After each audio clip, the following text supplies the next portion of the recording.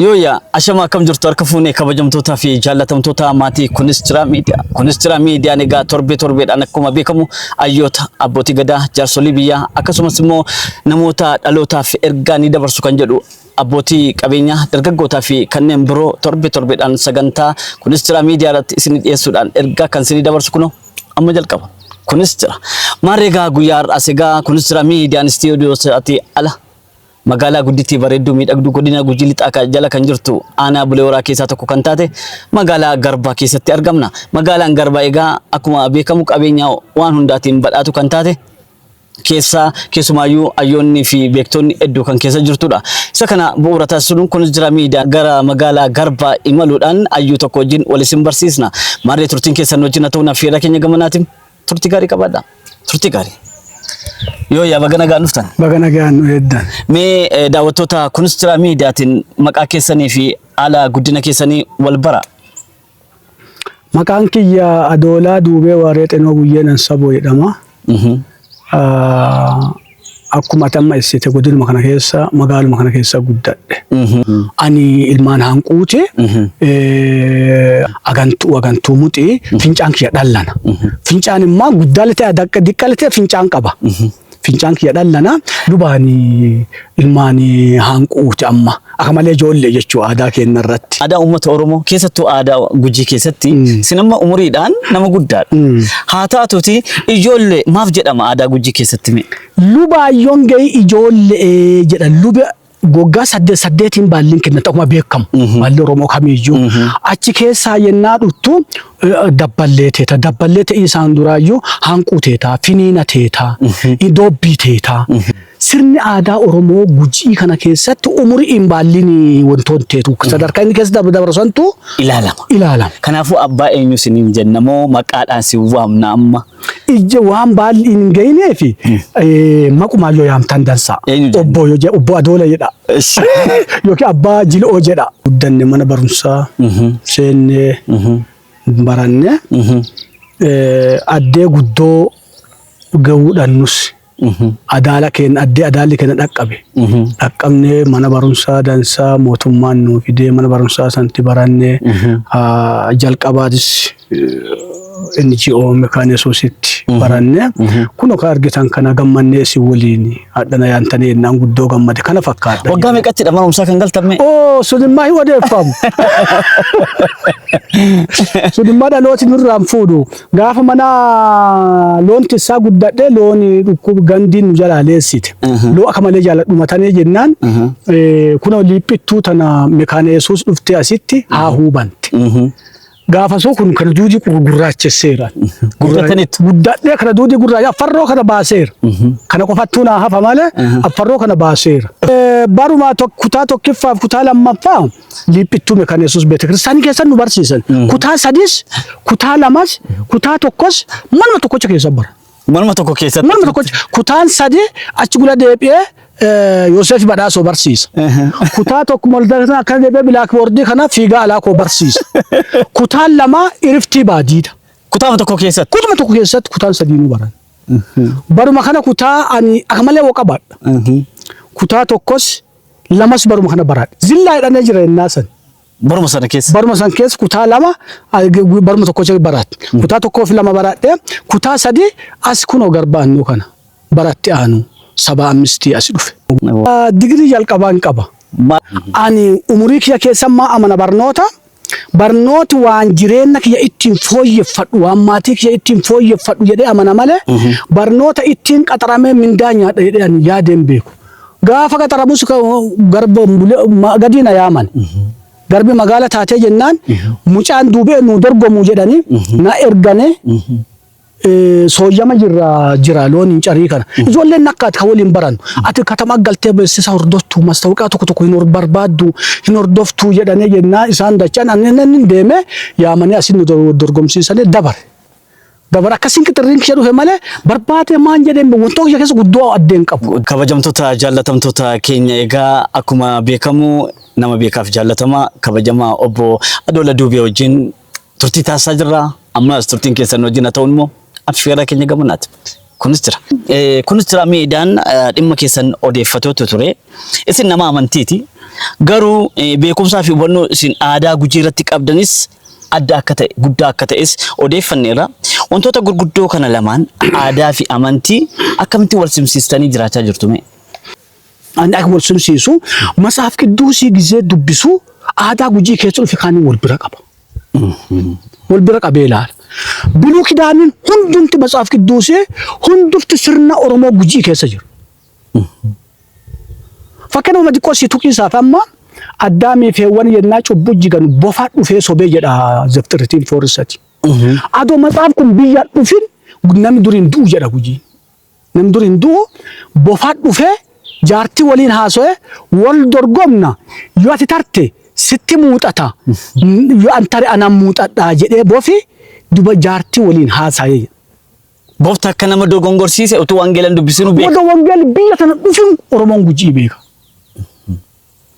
Amma qara taree namni muuxataa ture irra deebii ammallee lammoo dubbii taamarii geggeesse yoo jaartii rukkittu lukan marate jaartii jibsee ifi taree bofi ka muuxatu ta'e namni ka duuti gara namaa dhuftee jedha Gujii. Ammas wurqati jinnaan jaartii bofi jibseedhu Matsaaf Qidduusii wurqati jedhu. Wurqata. Gujii atuumaan beekatu Matsaaf Qidduusiin dubbasin kana beeka. Fakkeenyaa sii kaase kana hundumti isa kompiliitii yoo keessattuu Biluu Kidaanii wati ilaalte wal simata. Waa wal simatuu fi dubbii Matsaaf Qidduusii dubbii jaarolii beektota Gujiitiin ilaala. Dubbii beektota Gujii Matsaaf Qidduusiin ilaala. Wal bira qaba. Warri waliin dhugeeffanne warri hedduun waan dhugeeffateef warri aadaa Gujii gate jira. Hin kufe warri sun. Warri gara aadaa goree wangeelas gates hin kufe. Maaf jarri tokkotu. Akkuma wangeela natti sabbatte hin jedhin malee biyyaa keetiin Iyesuus kaayinaatota walitti qabee beektaa qaaluun attaa'u qumminatti si taallaachu. Dogongora kanarraa deebiisaaf waan Gujiitii aadaa Gujiitii aadaa Matsaafaa amantaa walitti fidde tokkotu rakkoon namoota lamaan kana keessa yuuqitii tokko dhabu. Tokko Matsaaf Qidduusii baratee teoloojii gaara deeme yaa Gujii hin beeku. Oromoo Gujii kan. Tokko Gujii beeka. Kama Matsaafaan beeku. Hulettuu yuuqet beektoo beekumsa lachuu walqixa qabda teenaan walis dogongorsuun jiru. Akkanaan wal simsiisee waliin agar dhaage. Maatii xiyyaalla akkasii bulfadhe. Carraa dhaggadhees akkasii biyyaa hima. Safuun aadaa keessa jiruuf safuun wangeela keessa jiru tokkocha. Tokkocha. Akkamitti waan kun sinii galame? Wanna kennuma natti fakkaata Waaqayyumarraa argadhe. Yennaa san barumsi guddaan leen jiru abbootiin teenya nama guddaa akka dhagi'an gizee ta'e ammaddee nama guddaa akka ta'an. Nama amma bulchan kana yoo lafa cirree gallu nama maddii nama guddaa ta'e jira. Korri galaan jiru. Amma nama bulchu kana gizee tokko miidiyaa barbaachisu jedhee hin beeku malee amma nama muudu kun nama urree laallu nama yennaa nuti muunnu yennaa nuti uummata saamaa hataa jedhan anaa dhuga'amuti. Yennaa beekumsa dhaba kenna mul'isa yennaa muun maaliif? Muudamsa nama tokkoof yeroo kenna waajjira mootummaa keessatti. Waajjira mootummaa keessa yoo muudamsa kolbaa tana bulcheedhanii waraqatatti kennanu namni nuti kennine duuba amala dhibii mul'isa. Nu nama urree warqii teenaa hin laallu. Jechuun dogongora beekumsa dhaba. Anaaf maaliif? Yoo galuu beeka yoo kora keessaa galu eentu maddii jaaroliiti akkuma maddii ka'imaateetti ka'im. Achumattu beekama jechuudha. Achuma beekama. Yoo jabbii tissuu beekama. Jabbii eentu jabbii dhaqee quusee jabbii sirrii galchee bishaan obaasee galchee eentu jabbii adoon quubsi galchee. Eentu loon sirraa obaasa eentu sirnaan loon galcha bari Daawit hoolee keessaa fuudhame. Gizeetti kaasa waan beessiseeru qaba. Waaqa waan itti gammadeeru qabaachuu danda'a. Kanaafuu yennaa san beekama. Achi yennaa ol taru yennaa golloo abbaa golloo tolchu. Nama yennaa loon tika dhaqe yennaa yaamuu yaamsa. Nami yaamuu yaamsu nami ummaasaa beeku nami gelelee beeku afaan dhiphiin bulchaa biyyaati jechuudha. Waan hundaa qabatee jira waan ta'eef. Qabatee jira. Yoo babbeeku yoo haasawun mammaaka yoo fichaa bobba'u gelelee baasa. Yennaa loon tissuu yaamuu loonii yaansa kun kanarraa baaskaatee har'aan ebiroo abbaa gollooti jetti. Maqaa boggaastii. Maqaa abbaa gollooti. Golloon nu to'atu golloote na baa gala qottisaa gooti. Yenna wanti situ tikanu mo yenna fakkenna naannoo keessatti iddiri sabsaabii godhe iddiri komitee godhe beetikiristaanii komitee godhe achitti beeku dandeetta nama Oromoo bulchu waan barbaaddu matu wal sigala achuma beekamee dhufe gaafa addeegeew abbaa gadaa tolchiisaaf abbaa murtii tolchiisaaf abbaa seeraa tolchiisaaf karaa inni guddate santu Oromoon gujii maal jedhee mammaa kaseeta mammaa saansii yoo cufe dansa dubbina kana jalaa hin dheeran mucaa tokko yoo godhuu feete akka inni guddate ollaa gaafa akka guddiseeru abbee gaafa abbaasa ollaadha lammaffaa akkatti guddise akka guddise abbaasaa gaafa akka inni guddateeru ollaasaa gaafa basi yatte qalila kullamaanu gaa ollaan isa karaa guddate akka taphataa guddate akka ijoollee boochisaa guddate mucaan amma nama boochisu uumamee kan nama boochisu kun gaafa taphaa loon keessa ijoollee boochisaa oole. Kanaan beekamu. Ministeera miidiyaan egaa stuudiyoo isaatii ala magaalaa Garbaatti egaa dhimmoota keessumaa aadaa fi safuu uummata Oromoo irratti xiyyeeffachuudhaan akkasumas immoo muuxannoo namoota beekamoo fi jaallatamoo fi keessumaayyuu dhalootaaf hirga dabarsuu ni danda'u kan jedhu ministeera miidiyaan kan isiniif dabarsaa jirudha. Keessan ammas wajjin ta'uun affeerraa keenya gamanaatu. Turtii gaarii qabaadha. Uummanni Oromoo bosona akka malee jaallata. Keessattuu Gujiin immoo bosona akka ilma ofiitti kunuunfata. Ministeera miidiyaan odeeffatetti bosona lafa keessanitti fichaa keessanitti kan itti gabbaraa jirtan kan mootummaan illee beeku kan isinillee keessaa murre namni biraallee keessaa kan hin murre garuu kan itti daangessitanii kunuunsaa jirtan bosona akka qabdan ministeera miidiyaan odeeffateera. Mee keessumaayyuu immoo akka biyya keenya Itoophiyaattis ashaaraa magariisaa irratti mootummaan keenya ni xiyyeeffata. Dhoksaan kun akkamittiin sinii galee waan kana hojjettan? Mee ka'umsi waan kana akkamii ammamoo maalirra jirame? Fichuma abbaan kiyya naa kutee irraa kutee hektaara 3 oli. Bosonaa fi kutee Gujii lixaa aanaa Bulee Horaa magaala Garbaa kanaan beekannaan magaalti fitta magaala teetu jennaan ganda heeraa jala deebisanii rammale ammas gaafa galmeessan Garba jala galmeessan. Jarris Adoolaa Forestii jetteetti. Ana Adoolaa duubeetti warri mootummaa ka dhufee galmeesse warri ana Adoolaa Forestii dhadhee galmeessaniiran. Akitti godhee danni Gujii muka akka malee jaallata akkuma tiyyetti. Oromoon Gujii akka malee muka gugurdaayyuu ijoolleen jissisiisu gaafa jissu. Abbuma kiyyaan na hima. Muka guddaa yoo jissan isaayyuu hin jissan muka raggane yoo jissanis nama guddaa jissa. Namni guddaa yoo jisse yoo inni lafa ga'e baala akkana kutee isa gubbaa kaa'a. Muka dhibii faccisee dirra mukichaa gubbaa isa sarbaa jennu kan isa gubbaa kaa'a hin sodaata hin kabaja. Mukaan gargarii baasee beeka. Muka aananiitti jira. Muka hin bobeessan qalleeyyuu yoo magogeeyyuu muka bobeessine qabna Oromoon Gujii kun. Muka aananiitti jira. Muka intala heerumti jala dhadhaa dibanu jira. Dhadhaa dibatti. Amma maqaa muka saniitiin baasan. Haadha ebeluu jedhani. Muka kana hin bobeessu Gujii. Amma duuba eeguma diqqoo isuma silixaanee ta'ii isii waan dhibi ta'ii waliin beeku eeguma babbaruunsi dhufe namni muka lafarraa balleessuu jalqabe. Namni muka lafarraa balleessuu jalqabe na gizee danni akka dirgii akka malee dhooggama yakkallee. Amma duuba muki badiisa deemee jennaan wanni kanaan akka kaasa akka kallal wanni na tolche qorsa jira muki qorsa. Fichaa keessan sana keessa. Fichaa kenna keessa. Muka gurguddaa jira. Fichaa kenna qofaa illee moti wanni akkuma Gujiitti muki qorsa nama. Ha qorsa horii. Beelladaa kun muka beekamoo jira. Kan wanni du'aa dhiitateeyyuu yoo buusan ka'u jira. Muki kun lafaa akka badu naa gale. Shakkiin tiyya garaa kan lallisan. Dhoksaan kun sinii gale jechuudha. Dhoksaan kun naa gale. Muki waan baduuf amma muka nature iyyuu dadamaanu muka horiin tokko yoo dhalee amma finqile jennaan nuti Oromoo Gujiititti gara Oromoo dhibiititti hin beeknu waatuma jirtu didata. Finqile ka jennu isa. Hamma dhaltee hoosisaa itti duttu nyaatee waatii sana oosee jeesaan. Njibba jechuudha. Njibba.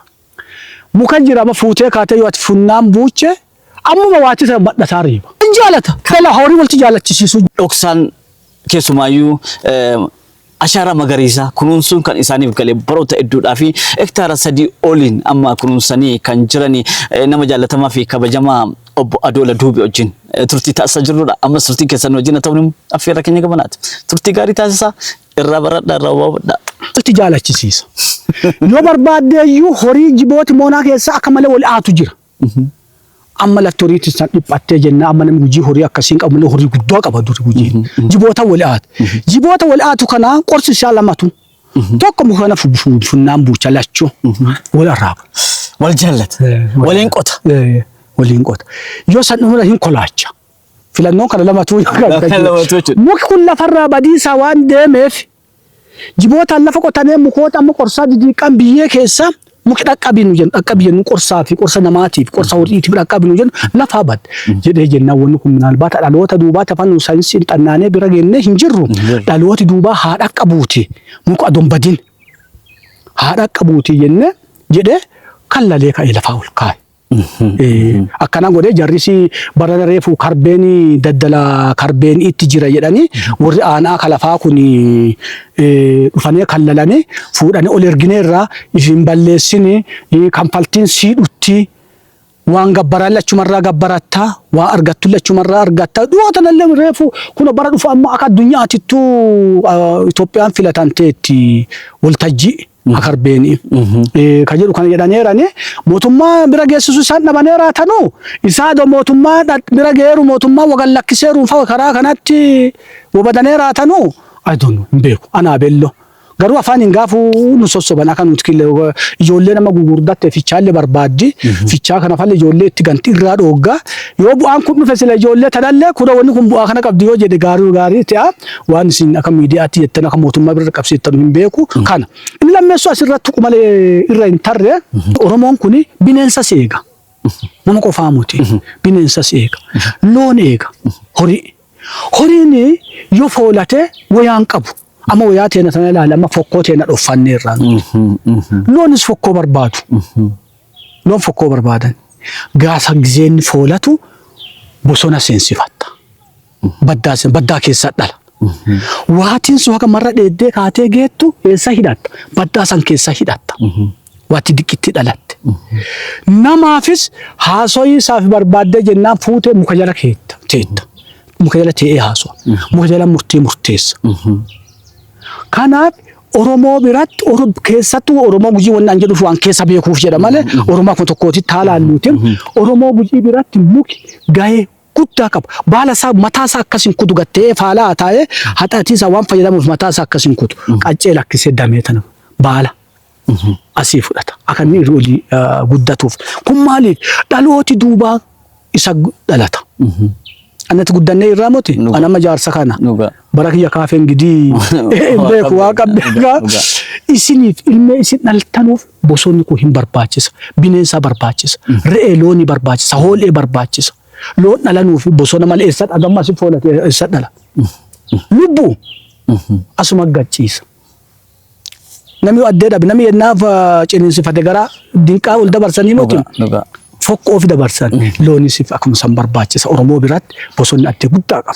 Hektaara meeqamee ammas itti daangessitanii itti gabbaraa jirtu waan kana? Itti gabbaraa jira wantoonni kaaseera GPS'n.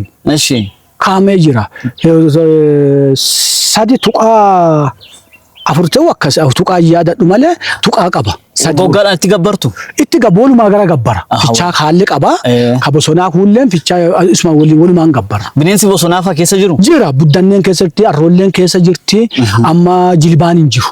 Galmi keenya ayyaadu akkuma kiyyatti qorsoota jira as keessa. Hadhalooti duubaa saayintistii itti dhaqqabdu. Isuma amma alaa kiniini faranji hojja kana liqimsuu adoon ta'in asuu jira. Nu bira. Bira waan jiruufi galmi kiyya tokko isa. Lammeessoo karbeenii kanas dhagee jenna amma galma hidhee qabadheera. Garaa kiyya keessatti yooma dhugaa taatee mootummaan kun waan kana nu tolchu taate galma. Inni lammeessoo horii wayii hoolee jalatti uffadha. Egaa kabajamtoota jaallatamtoota keenya nama jaallatamaa fi kabajam obbo Adoola Duubee wajjin dhimma keessumaayyuu bosonni egaa akkuma mootummaattis ashara magariisaan kunuunsuun gahee nama hundaa akka ta'e egaa waggoottan 5 darbe hojiiwwan quubsaa fi boonsaan hojjetameera. Haa ta'u malee egaa kan amma keessummaa godhatee Kunistira miidiyaan itti isinii dhiyeessaa jiru kun immoo hektaara 3 ol ofii kunuunsatanii keessumayyuu waggoottan kurnan darban kana keessa xiyyeeffannootti kennuudhaan kunuunsuudhaan daangessuudhaan hanga ammaatti bosona akka qabanidha kan himamaa jiru. Bosona sanas callisanii bosoneessuu qofa otoo hin taane galii mootummaallee kan isaan itti kaffalaa jiranii fi galii mootummaa barbaachisullee kennaa achumaan daangessaa qaama dhimmi ilaallatuufillee dabarsaa kan jiranidha. Kana qofa miti. Bosona sana keessa immoo qorichoonni adda addaa keessumaa akkuma amma isaan kaasan horiiwwan adda addaa akka wal jaallatan jedhani. Egaa namoonni dhimma kana irratti qorattanis ta'ee dhimma kana dhugaa miti kan jedhu kunis jira miidiyaan kan dabarse kun maal fakkaata kan jedhu isaan jireenyi isaanii godina Gujii Lixaa magaalaa Bulee Horaa fi akkasumas immoo aanaa Bulee Horaa jala kan jirtu magaalaa Garbaa keessa jiraatu isaan wajjin wal qunnamuu dandeessu. Kunis jira miidhaadhas bilbiltanii isaan wajjin wal arguu dandeessu. Egaa namoonni akkasiis jiru jechuudha. Namoota akkasii kana immoo qaamni dhimmi ilaallatu keessumayyuu dhimma bosonaa irratti kan hojjetuu fi dhimma qoricha aadaa kallattii garaagaraatiin irratti qoratu isaaniin dhufee akka dubbisuu fi asumaan affeerra keenya gamnaati. Ammas sagantaan keenya akkuma itti fufeetti jira. Waliin tura. Daawwadha. Egaa guddaa guddisnee siin galateeffannaa. Horaa amma nuti keessatti argamnu kana adda durummaadhaan jalqaba duraa magaalaa Garbaa keessatti mana barumsaa sadarkaa lammaffaa kan ijaaree bu'uura kan kaa'e isinii ga'een isaanii guddaadha kan jedhamu odeeffanneera. Kun maalirraati? Dhoksaan kun eessaas ni madde? Dhoksaan kun tokkiffaa wanti walii itti gallu gulanas ammas hangafas waaqarraa naa madda. Gauma haga namaa sitta dubbadha malee maddi isaa ka Waaqayyooti. Ani gaafa kutaa jaaleessu dura kutaa 8tti guddin jedhanii Taaddasee Gabree jedhanii kunoo gama kana Risimemrii gana dargeeti. Halkan duudii gichaan dhufee gaagura asii hidhaan. Ana qofaa miti obboleeyyan namooti na fakkaatan waliin kutaa jaarraa gara 8 guddisu. 8 biyya kana hin jiru. Ijoollee barattu kutaa jaayennaa nuti barannu hawaasaadha. Lafti eeyyamu kifila agirii hawaasa deddeebi'anii Risimemriin kunini hawaasa deddeebi'aa koree jirtu waliin socho'anii galii sabassan mana barumsaa kana baniisaa. Badalaa asit dhaanne qonne galii goona mana barumsaati. Haguyyaan hunge jenne halkan gaagura hinna. Guyyaa hidhani gaaguraa guyyaa hiikansi gaaguraa garuu halkan. Halkanis hin akkana tattaaffii godhaa turre. Kutaa kana keessatti dhoksaan barnootaa ani kutaa jaa baradhee awutirichi areero deeme. Asii baane. Areero deeme kutaa yaavellotti kifilii yaavellootiin faranjis tokko Lindiviik jedhanii qabatee na deeme. Faranjisa kana waliin jira. Kolbaa haahuun beenne keessa bu'e. Kenna kun qubee laakkoodha. Dargiin maan godheera ollaa mesirete timirtii jedhee lalaakkosiiseera. Amaariffaa amma nama ijji waan beenne keessa bu'e.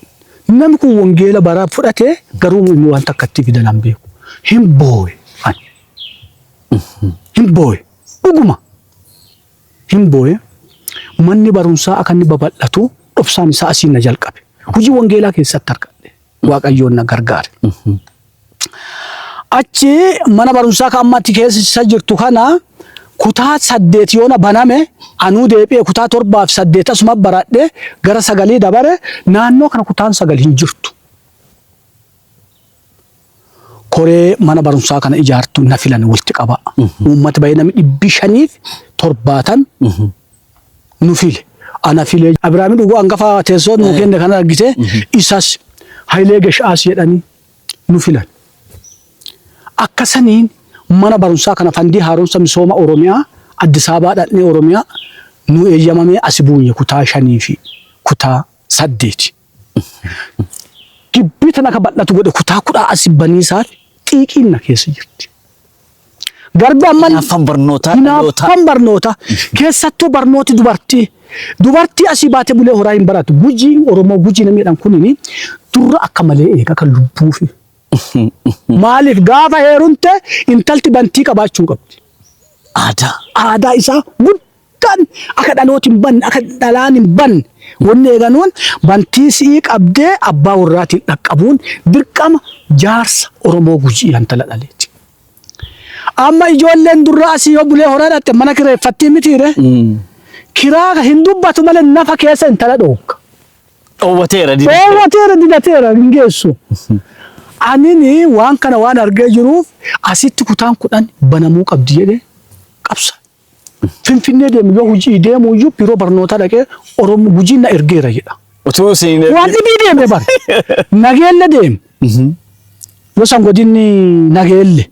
Nageelle loo dhaqee waan kenna fixannee jennu ani eessa dhaqa? Waajjira barnootaa dhaqa. Ana erganeeranii ana akka uummanni sin erga akka uummati nu erga Addis Ababa dhaqnee kun hotteessa shotnooraa kanan beekta. Mesa gaafat warra kana saannee mallattee sinee qubuma kennaan kanallee. akkasii wanni hin goota. Biiroo barnootaa geessi. Hii gari godhaa gari kun cufaan beeka waan jedhanuufi quballeen kan beennella ka wannoon jennu biiroo barnootaa deemu. Aagaa xinxinoo qabadhe guyyaa tokko immoo carraa dhaggadhe isaan amma gara gooftaa deeba gara bobaa abbootii fi deemaniiranii. Aagaa xinxinoo qabadhe abbaa duulaa bira dhaqe. Kuna mucaan kun akkana jedha barnootaa uummata sun rakkateera jedhee anatti ibse abbaa duulaatitti. Abbaan duulaa kolfee addee ta'uu ka'ee dura isaa kana addee kawwasummaa kabajaa itti fudhatan jira as ta'ee kolfee shaayii bunnaa nu tolchisiise kan maan rakkoo qabare jedhee bilbila ammuma fuudhee Asaffaa Deecoo jedhamee jira amma isaa kan jiru hin beeku. Amma Asaffaa Deecootti si dawwala maa isa bira qeedee ka'ee dawwalee bakka isa bira deemaa jedhee Asaffaa Deecoo kan bira dhaqne ammuma xaalaa nuu kenna. Ammuma xaalaa nuu kenna yoo uummati waan barbaachisoo ijaare bara dhufu sini banna jedhee. Kuna dole si fixe maan qaddama kun dubbii siileessanii jenna jechuma kana waraqata naa fuuti. Akka jedhu kabajama. Asaffaa kabajama biiroo barnoota Oromiyaati. Abbaan aagaa xinxinoo immoo kuna si ficcisiise maal abdare amma jenna. Abbaa gadoo jechuma jedhe kana waraqataan naa fuuti allee uummataan maan galee mul'isa. Yennan xaafamu maarri xaafaaf. Jedhanii waraqata kan qabadhee gal ana guyyaan guddaan. Guyyaa san koreetaan jennee koreetaanii walta kutaa 9 bannee kutaa 10 bannee gaafa kutaan 10 asii baratee qormaata biyyoolessaa kutaa 10 asii fudhatu koree kiyya gaafadhee bariisan dhufe kunna laal meexxiisan dhaabee koree kiyya seenee fatanaa lama jalqabiisaa. Meexxiin kun ammoo waggaa meeqachuu? Waggaa miliyoona asime 18 miti. 2000 jechuudha ijaarame. Bara 2000 ijaarame jechuudha. Koreeti yansiifadhee dura bu'aa barnootaa yansiifadhee fatanaa ijoollee asii jalqabdu kana qormaata kan andawwalii dha'uu qaba. Kadura. Naa eeyyamee. Maa mee dawwalii kana dha'uun maaf barbaachisa? Ana injifannoo guddaa. Akkana miti wanti akka keessattuu inni dabarreerru waan guguddoo jira. An miidiyaa keetii irratti akka yakka hojii mana kana barumsaa kana banee beebane as buusbonnoo kana baasiisa.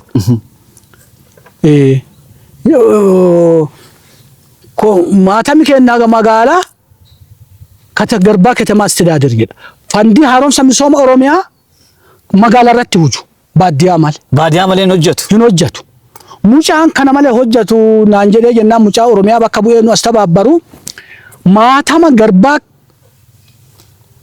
qebelee geberee maaber garbaa aannoo qebelee geberee maaber jedhu mana hidhabuutti dhaqee maatama fuudhee maatama durii irra dabar.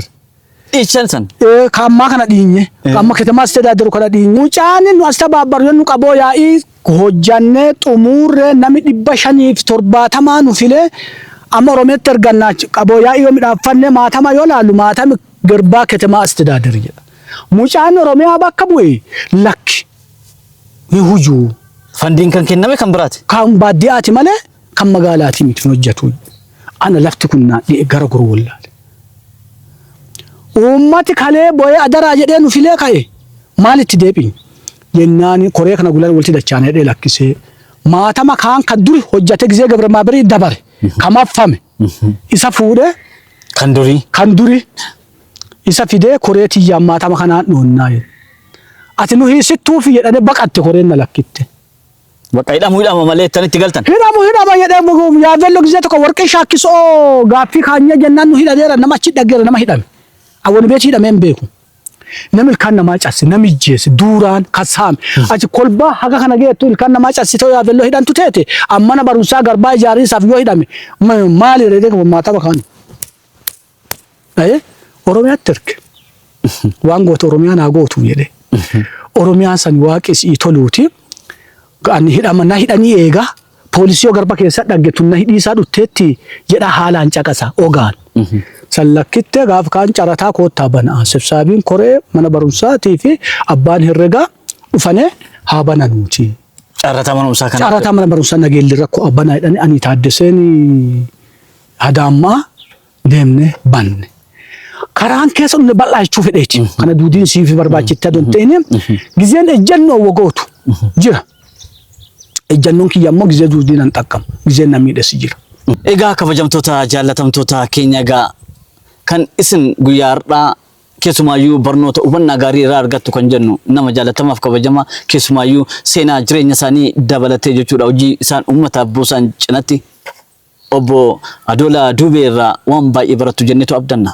Kutannoo qabaachuuf dhalootaaf quuqamuun dhaloota egereetiif yaaduun maal bu'aa akka inni qabu ilaalaa jirtu. Guyyaa har'aa kunis jira miidiyaan istiidiyoo isaarraa magaalaa Garbaatti argamuudhaan ayyuu kana adamsee kan isinii dhiyeessaa jirudha. Maarree turtiin keessan amma sun wajjin haa ta'u immoo affeerra keenya gamanaatiin turtii gaarii qabaadha.